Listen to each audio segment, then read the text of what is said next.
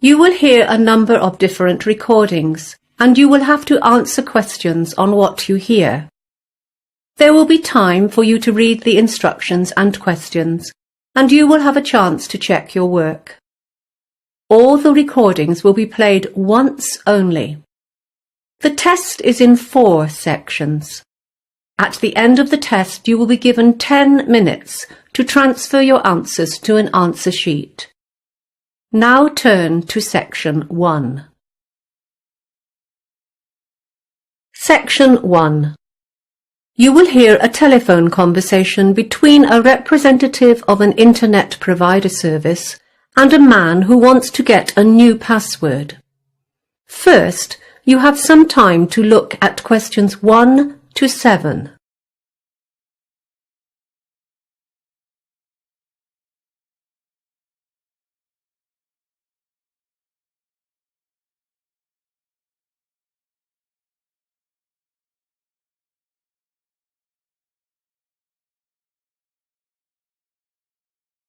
You will see that there is an example that has been done for you. On this occasion only, the conversation relating to this example will be played first. Good evening, this is WebNet and you're speaking with Natasha. How can I assist you today? Hello, Natasha. I tried to log into my WebNet account yesterday and I realised I'd forgotten my password. Are you able to help me with that? The person answering the call says her name is Natasha, so Natasha has been written in the space. Now we shall begin. You should answer the questions as you listen because you will not hear the recording a second time. Listen carefully and answer questions 1 to 7. Good evening, this is WebNet and you're speaking with Natasha. How can I assist you today? Hello, Natasha. I tried to log into my WebNet account yesterday and I realised I'd forgotten my password. Are you able to help me with that? Of course. What I'll need to do is ask you a few questions to check your identity, and then I'll issue you with a new password. Is that okay? No problem. Firstly, can I have your full name, please? Michael Simmons. S-I-M-M-O-N-S. I don't have a middle name. Great. And your date of birth? It's the 27th of the 3rd, 1988. Right. And I also need to know your previous address. I live at 12 Wake Street, and that's in... We have that as your current address. What was the address you registered with us before you moved there? Oh, yeah. I used to live at 319 Ocean Drive. That's in East Providence. I'll just need your contact phone number as well. That's 0492 48002. And just a few questions about your account. Do you know what your current data allowance is? I upgraded to the Gold account not long ago, so it's unlimited. Yes, unlimited data. Right, now can you just tell me about your payment plan? Which plan are you currently on? Do you know? Oh, hang on a minute while I think. Yes, I started off with a 12-month automatic renewal, but a few months ago I switched to the 24-month plan. That's fine. Now when you first registered for WebNet, you selected 2 secret questions and provided us with the answers. In order to issue you with a new password, I need you to answer those questions for me. Firstly, what is your mother's maiden name? My mother's name is Sarah. That's Sarah with an H. That sounds like her first name. We're looking for her maiden name. That's her family name before she was married.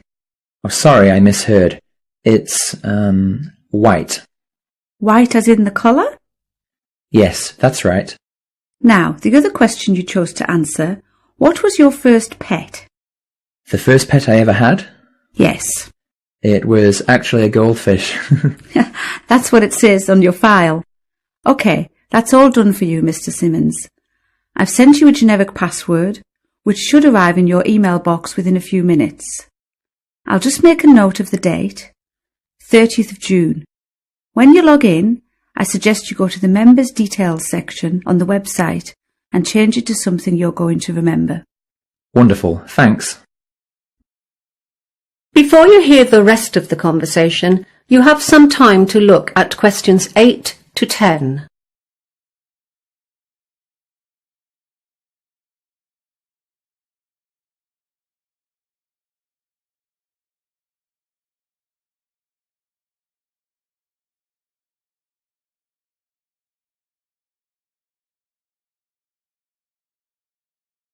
Now listen and answer questions 8 to 10.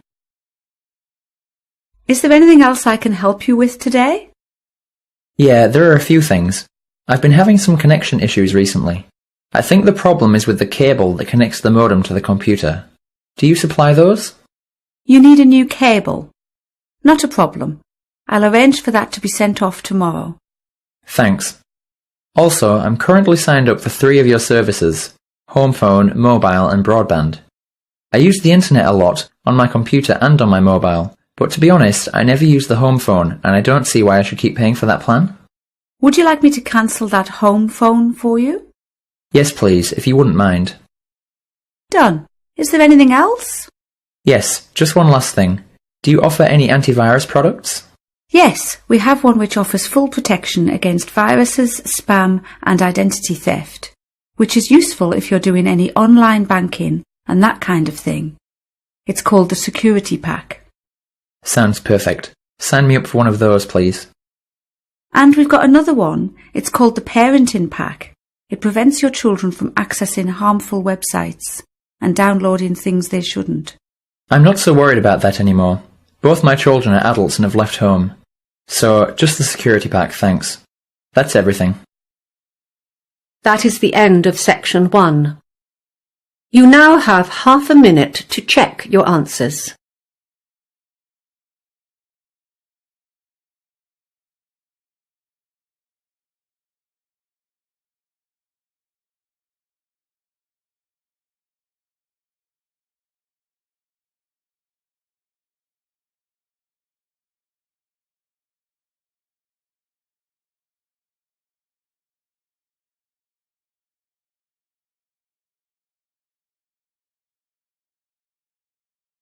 Now turn to section 2. Section 2. You will hear a man who owns a holiday home talking on the phone to a woman who has rented it. First, you have some time to look at questions 11 to 16.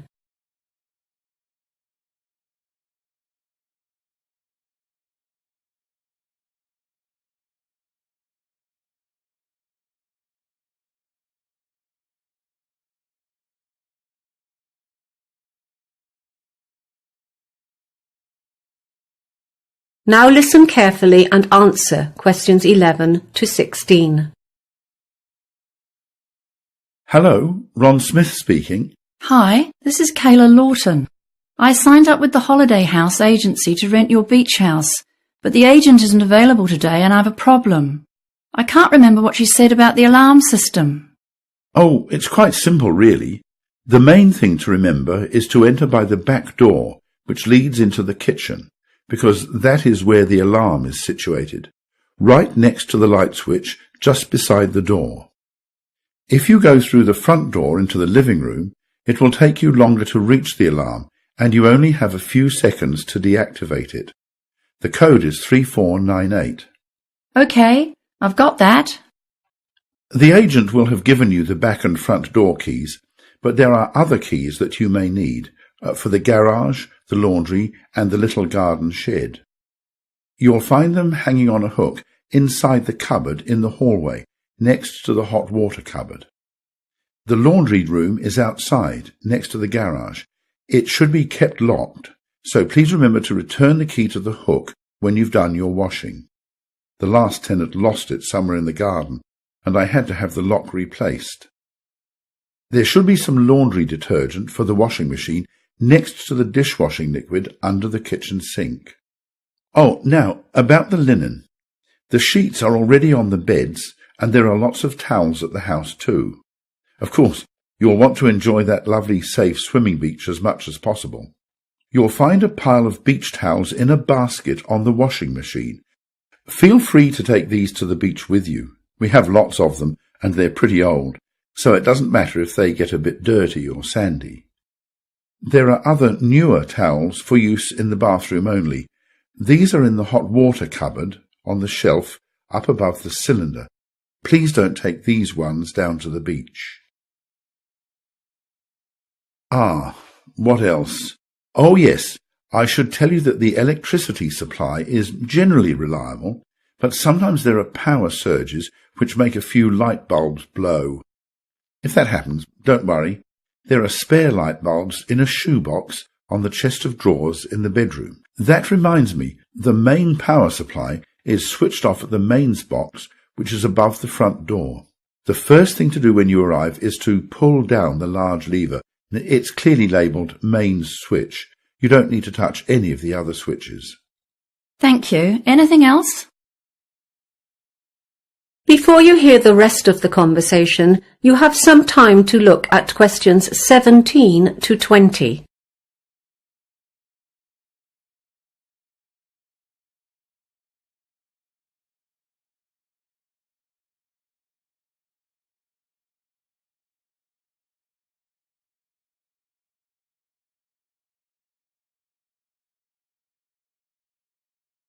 Now listen and answer questions 17 to 20. Oh, one more thing.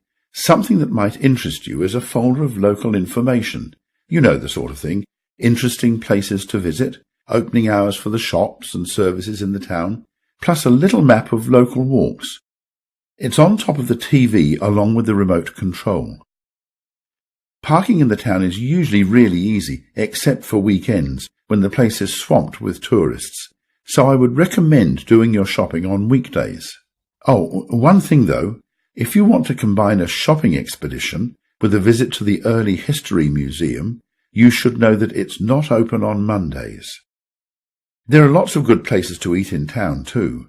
You'll find a list of menus and takeaway prices for some of the more popular local cafes and restaurants. If you like Chinese, the Happy Dragon has excellent food, or I'd recommend the Pizzeria if you prefer Italian. They have a good selection of takeaway pasta and pizza as well.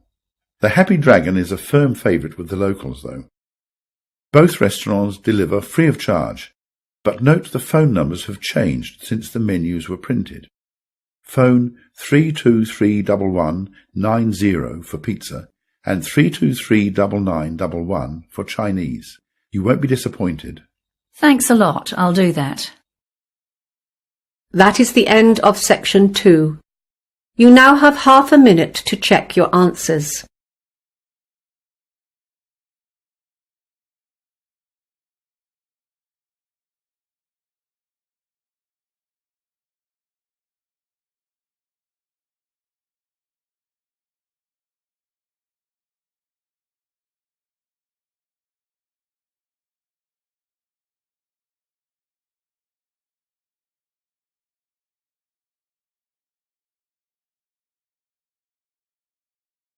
Now turn to section 3.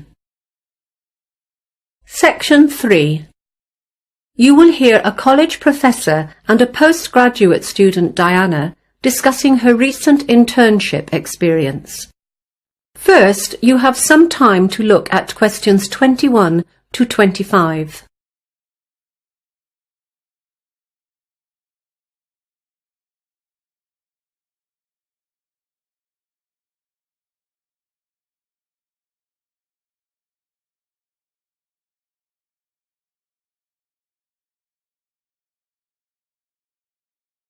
Now listen carefully and answer questions 21 to 25.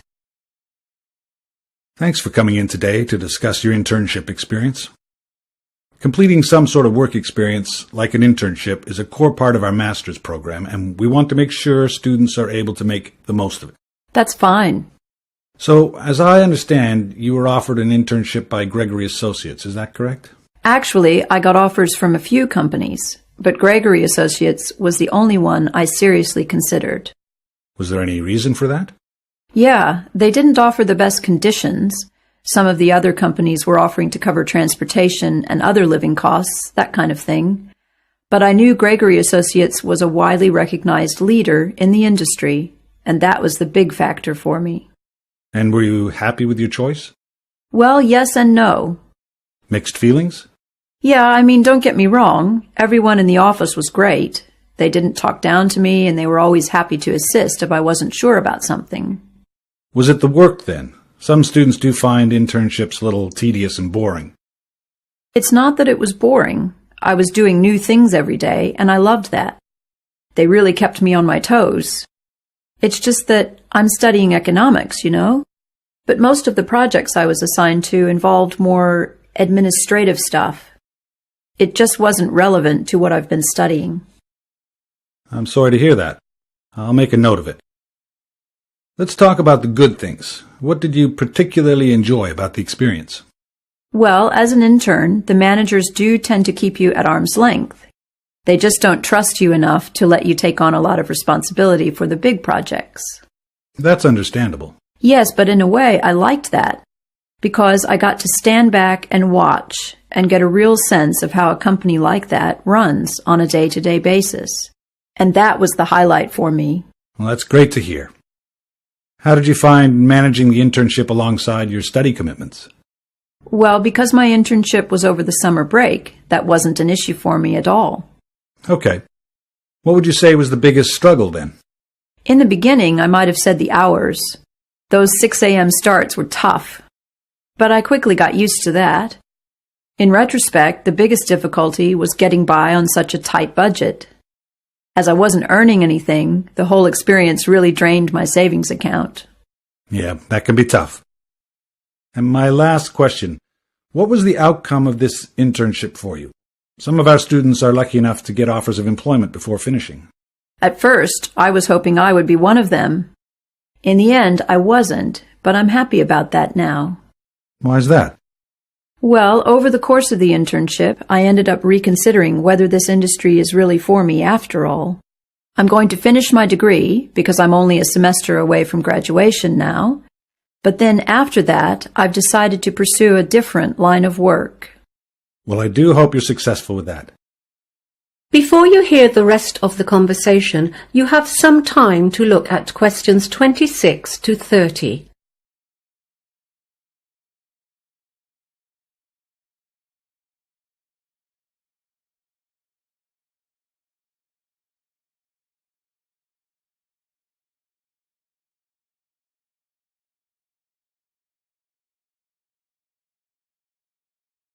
Now listen and answer questions 26 to 30. Now, we're putting together a step-by-step guide about the process for students who want to apply for internships, and we were wondering if you could help us with it. Sure. What would you say is the first step? Before they do anything else, students need to get their documents sorted. Companies need to see all sorts of things, such as reference letters and verified copies of academic transcripts. It can take time to get it all together, so applicants need to get onto this as soon as possible. Great. We'll put that down as number one. And then students should begin researching companies? Absolutely. They should look at a wide range of companies and the internships they offer. They really shouldn't limit themselves at that stage. It would be time-consuming to apply to them all, though.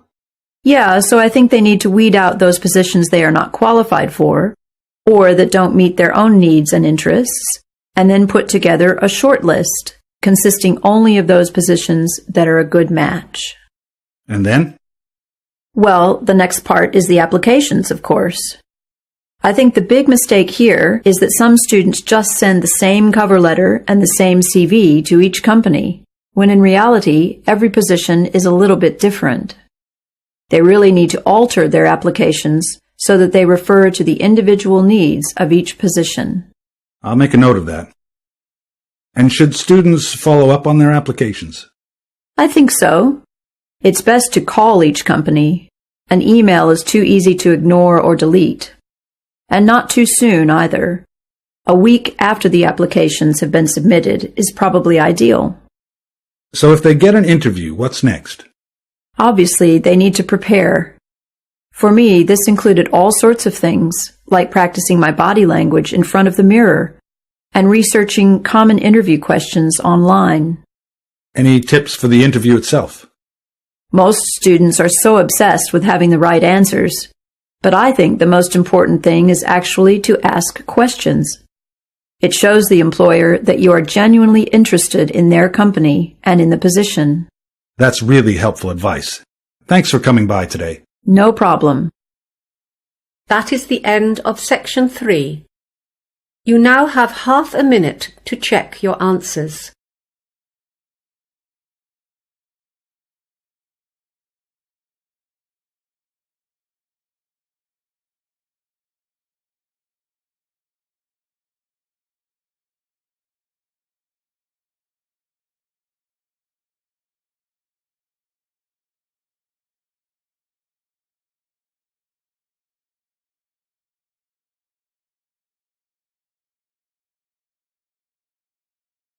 Now turn to Section 4. Section 4. You will hear the first lecture of a course in development studies. First, you have some time to look at questions 31 to 40.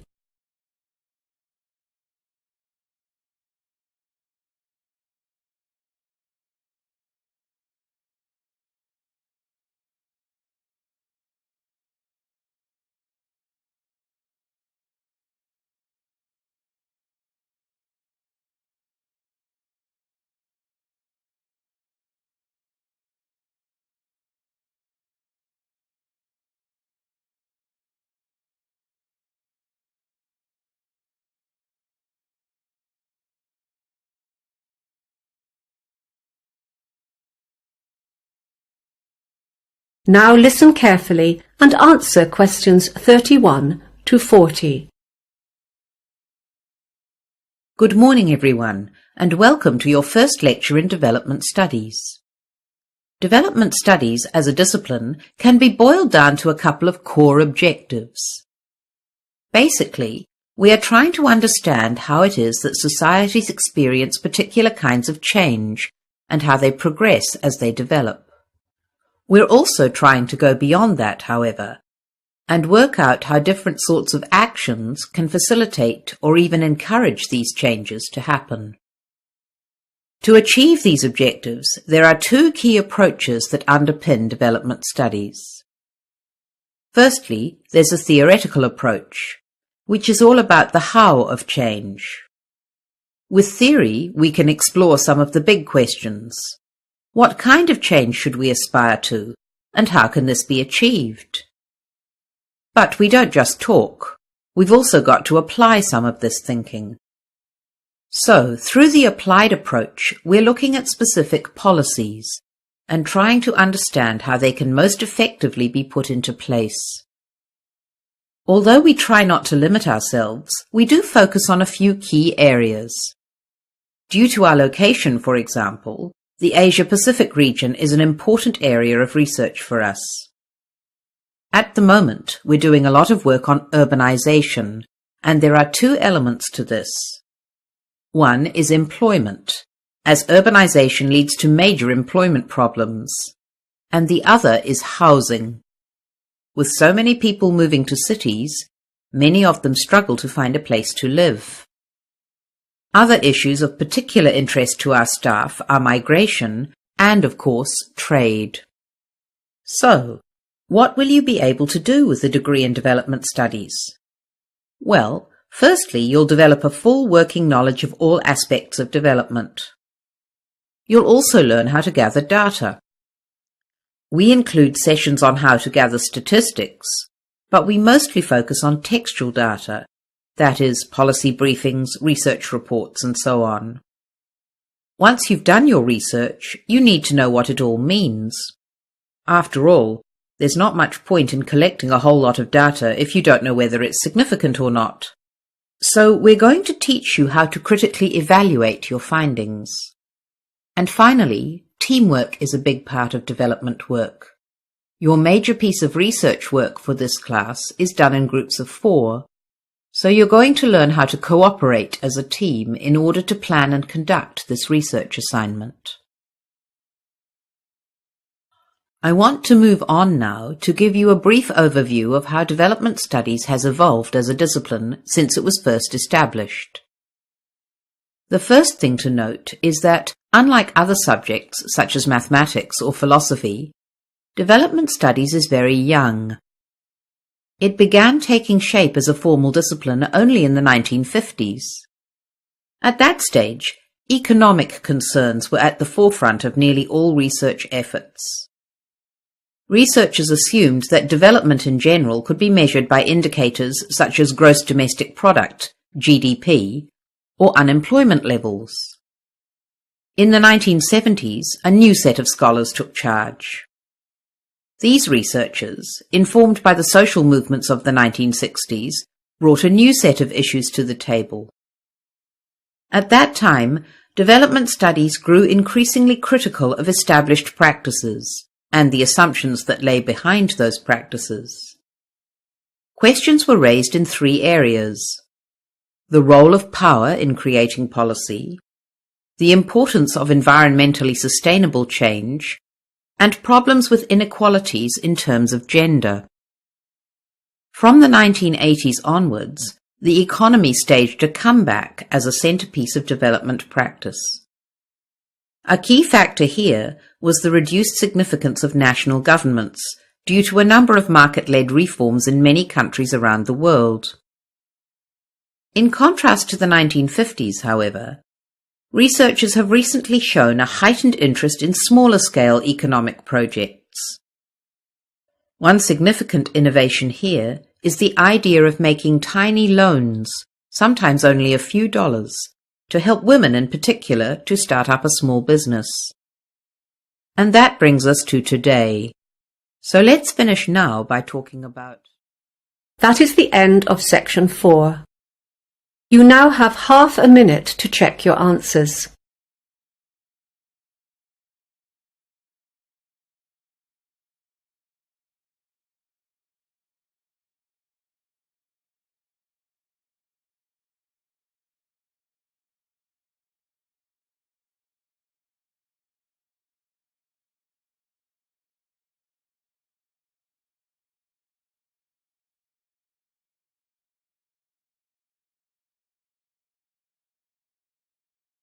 That is the end of the listening test.